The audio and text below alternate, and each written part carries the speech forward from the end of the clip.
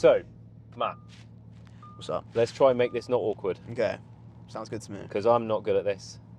Neither You're am new I. to this. I'm not good at either, but just people like yapping. It's not weird. Everyone does it. Mm. It's normal. YouTube is okay now. We can tell ourselves that. Yeah, Right. it's fine. So we're in your Huracan today. Yes. So Yeah. tell me about it without being super geeky. Yeah. So what Huracan is it? Yeah. So this is a Lamborghini Huracan LP 610-4, 2017. This one I had this for about 2.5 years, and yeah, I'm loving it. Nice. Now, obviously, from like the shots that we've done outside, it's not standard No, anymore. not at all. No. So how much did you do? How much was done when you picked it up? So I got this car completely stock.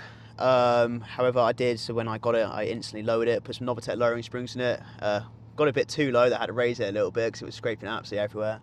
Got a CT carbon kit on it, wing, splitter, diffuser, side skirts. It's also wrapped in satin black by the Wrap Sanctuary. They did that for me. It's also got a Lamborghini titanium race exhaust, which makes it sound nuts. And that was from the factory. That was was, yeah, and that's the main reason I got this one, because it's a factory spec that not many people get, because it's 20 grand optional extra. Yeah. Also got stars. You probably can't see them. I got the stars done Yeah. up, which is quite nice. But No, it's cool, mate. And Yeah. then, is it always been black? I feel like it's been through like almost like you've had like 3 different versions of this. yeah, car. no. So it starts off as like what Lamborghini called Grigio Lynx. So Yeah. that's like a nice grey, and if you open up the doors, you can see in the door shuts. It's still Right, the grey, and it's satin black at the moment. But no, I kind of want to think about changing it up. But, Any colours in mind? I don't know. I like the stealth look, but I might completely flip up satin white. Completely change it up. Yeah, satin white's cool, mate. Satin All the white, cool white kids have wheels. satin I white. think. Yeah. White wheels would be cool. I know. That's the There's kind a- of plan. There is a guy. I think it's is it Alex Choi or something? Have you ever come across him? Yeah, Alex Joy is a big inspiration for me. He's got like crazy. he had like a satin white Super Trofeo style thing. Didn't he He for a does while? actually. Like he has that now. Yeah. That's cool. That'd be That'd be pretty mental, mad. wouldn't it? Yeah. Right, should we go for a drive? Yeah, let's do it. So you have had a couple cars now. So obviously you've got this and you've got the M3. Yeah, they're my two go-tos at the moment. The M3 is a daily, nice F80 M3. That's Yeah. all souped up. That's satin black too. Satin black as well to Nice. match this one, stage 2, and it's extremely loud. But no, I've had a few cars in the past. Like my first proper supercar I had was the McLaren 570S. Yes, I think that was the first one I saw you have. It was like a white and red. If you, yeah, I mean, you might have seen that. Yeah. I think so. And And then did you have a 720? after yeah, that? so it went 570S, then to an Audi R8, which was always my dream car, the R8. Hence why I've got this kind of V10, same Yeah, platform. yeah. Then went from the 570S to the 720S, and then the R8 to the Huracan. Nice. I mean, I did have a BMW i8, but I had that for 2 months, so that we don't talk about that car. Yeah. That's not What was it? Was it just like the hybrid nature of it? Did it I just don't not know. do It was for just you, or? it just felt soulless, and it was just like slow, and then the Yeah. sound was like all through the speakers. It wasn't a real car. It was at the time I was young, and I was like, what's like the cheapest exotic looking car I can buy? I mean, they do look wild. It do Yeah. look sick. The doors go up and everything, and then I realised why it's the cheapest exotic car you can get. Yeah. And then I went from that to McLaren. So. So the Audi R8. So Yes. what kind of made you move away from that? So that was your dream car. So R8 was always dream car ever since I watched it in Iron Man movies. Yes. And then I had that for a good 2 years. I'd done everything I wanted to do to it, and of course the next viable option after that is the Huracan, because it is the Yeah, same yeah. platform. I love the V10s anyway, so it was just Yeah. a matter of paying more money for a badge. But you know, Yeah. No, it is. There is something to having that. You know. no, the Lambo yeah. status thing is always a thing. Yeah. I'm more like the drive-wise. I love how the Audi R8 drive, and that's why I chose this as well. But I think this, I am biased, but I do prefer the looks of the Huracan. I think that you get a lot more attention. It looks Oh, yeah. sleeker, it's aggressive, etc. Yeah, Lambos always do it. Like 100%. they've always been my favourite. I've always Yeah. said. I'm in this like weird spot now where there's not. So like I always said. So I've never actually sat in the like driving seat of a Lamborghini. Oh really? So I've had all the opportunities to. Like I've been to like car launches Yeah. and I've like all this stuff, and I've always been offered to, and I've always said no because I always said I was gonna wait until it was mine. Okay, that's cool. I like that. But I also want to like when that time is right, I want to order one. I want to like spec one. Okay, from brand new. Yeah, and now Nice. there's like, I'm not quite there anyway. But I'm like within shooting distance. Yeah. But there's not like a Lamborghini product anymore for me. Like, Right. Yeah, they're all Because the hybrids Huracan's now. gone, yeah. Huracan, they stopped Huracan's making done. that. It's Temerario now as the replacement. yeah, and I think it's a V8 hybrid. Yeah. And I wouldn't turn one down, but I don't think it looks as nice as the Huracan. Like the Huracan. No, Technica, I'm I the thought same, was to be super honest. cool. Technicas are wicked. I always wanted a Spec Technica, but I don't think they've stopped making them, have they? Or? Yeah, they're done. You can order them now. I think there might be a few knocking about that are still like pre-registered, but I don't think you can't order anymore. That's mental. Because that's like a baby Revolto. It's got like a similar sort of styling. And then, like, obviously Revolto is a hybrid, but it's a different kind of thing. But that's like £500,000 or whatever. Yeah, so that's like hypercar territory. So that's miles away. Yeah. So then, I don't know, like, it seems like the whole thing's on pause for a bit. No, 100%. Until manufacturers figure out what they're doing with the hybrid or electric or petrol system. But, yeah. And then I know, like, we were talking before anyway, but I have got this like disgusting thing at the moment about Ferraris. Like, I need to like get it out of my system. The Ferrari itch. That's what was mine with the Lambo itch for the Audi R8. Yeah. Like, I know I'm not a Ferrari guy, but there's just something at the moment that's like telling me that, I don't know. I'm not quite there yet. I'm still not. Maybe it's an age thing. How old are you? I'm 23. Yeah, maybe that's what it is. You like age out of Lambos and into Ferraris, maybe. But nah, I don't know. We'll see. Insurance is a cool question with me because it's changed a lot. Yeah. Yeah. So how old are you again? 23. So I'm 23. Yeah. So insurance. So if we were just talking this car, not your other cars. Yes. How much is this car? Okay. So to be honest, this car ain't too bad for insurance, which I was really surprised about. So this I paid £2,100 a year, and for my age, I'm actually really, really happy with that. That ain't bad. Because it used to be a lot worse. Yeah. Oh yeah. Only recently. So when I picked it up in October, and I only had like 3 months of my policy left. Right. So I think at the time it was like an extra £250. I was like, yeah, whatever. Sorted. Didn't really do like a full quote. And then I got my renewal through the other day, and it was like £1,400. I was like, jeez, yeah. So 2,000 or whatever. That's not. Yeah, no, that's on a multi-car policy as well, because I find that always really helps. Who are you with? I'm with like Elephant. It's kind of like a sub branch of Admiral. I'm with Admiral. I've been with them for a few years now. They're like seem to be pretty ninja. Yeah, no, exactly. They're good. I tell you what, they're good for. You can literally, you can add temporary cover like on the app. So really? like if you if you want to drive your mate's car or whatever, you can just do a quote and like it will come up and it'll be like £70 or something for 24 hours. I didn't see that. I might have to take a look. That's pretty cool. So I'm always using like the day insurance for my friends' cars, but yeah, because there are like there's dedicated companies that do that, like cover and stuff, but they cap out at like 60k. Oh, really? So you can't insure anything over 60k, and like for cars that we drive, that's I always found it difficult with my age. Yeah.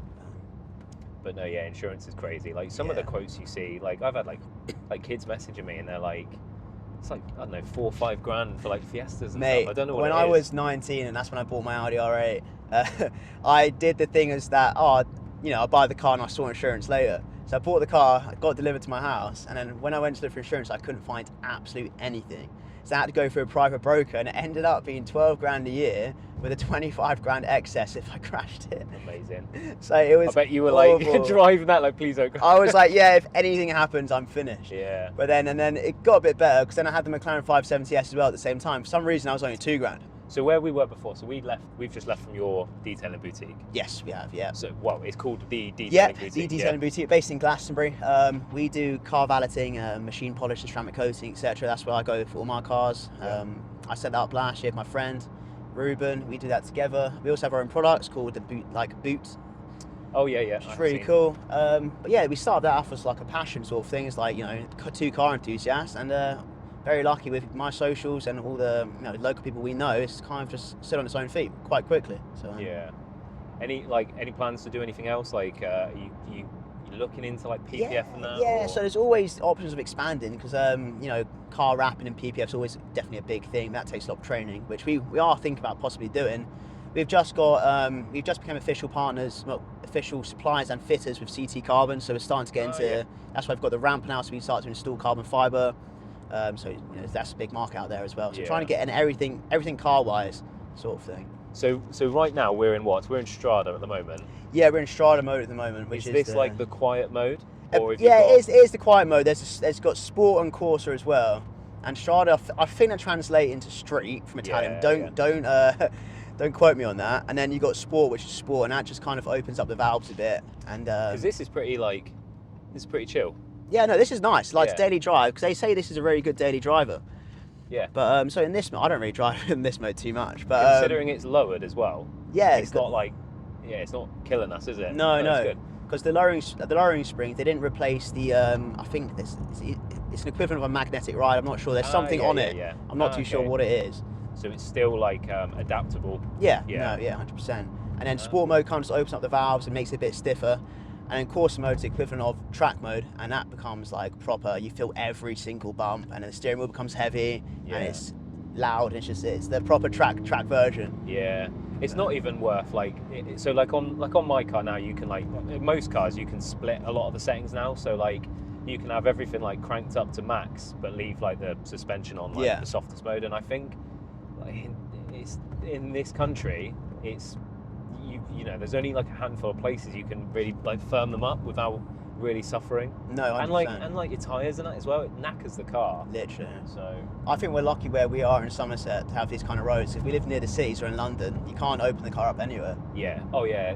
There's pros and cons. Your car's like always dirty. Yeah. But you can rag it. But you actually get to drive the car. Yeah. So I can't imagine owning this in like central London during 20 everywhere. Nuts. Yeah, it's a killer, isn't it? No, 100%. We got steel brakes. No, this has got carbon ceramics. Yeah. Do you find that like they like don't switch on? Like when you get in it when it's cold, sometimes you go to brake and it's kind of Mate, like I've had some there. horror stories with that because they're carbon ceramic, because they are cold. They need to warm up to actually properly work. And I know there's a few times it's like I've been, I wash the car, I go to drive off, pull up to a roundabout, it just doesn't brake. Yeah. I'm like, what's going on? Yeah, because the GT was the first one I had them on, and like if I'm driving to the gym, I leave my house and I get straight onto a dual carriageway. Yeah. So like I don't touch the brakes, and then I'm doing 70, or I'm doing whatever, and then I get to the roundabout, like the first time I ever have to touch, like 10 minutes into a journey. Yeah. And I'm like trying to like slow the car down from like motorway speeds, and it doesn't like it's the weirdest thing. It grips in the end, or you just have to like smash the brakes. Yeah, carbon ceramics are really good brakes, but they need to be worn. Yeah, I had no idea how. You kind of feel like, because people say it, and you just kind of assume like how much you're really going to notice it with normal driving. But yeah, definitely in the mornings and stuff, like that first attempt at like slowing 100%. The car down, it's like, oh my days. Especially cost-wise as well, because like they're supposed to last the lifetime of the car. Yeah. But then I've got quoted, like out of curiosity, I asked how much it'd be to change them. They're like 13 or 14 grand. I was like, Jesus. Yeah, like I think like the discs, like if you are using it, if you're tracking it, stuff like that, I think you can get cracks and stuff in the disc. Yeah, no, you can. But yeah, for like most people, I think you'd be lucky to get through a set, I think. Yeah, well, that's the big thing on a resale market on the supercars, is that if it's been track use, then the brakes might be a bit worn and everything else might be a bit, shattered. Have you ever done anything like that? Have you ever tracked it, or? No, sorry, it's flashing me. I guess there's some sticks in the road. Is he being a good Samaritan, is he? Yeah. Cheers, mate. Have I ever tracked this? No, I want to though. I definitely want to. So when I had the McLaren 720S, that is like the optimal track car. I never got around to doing it because around here, I guess track-wise, it's not much. You've got Castle Combe, that's just... Yeah, you got a bit of a way, ain't you? Like, I went to one last year.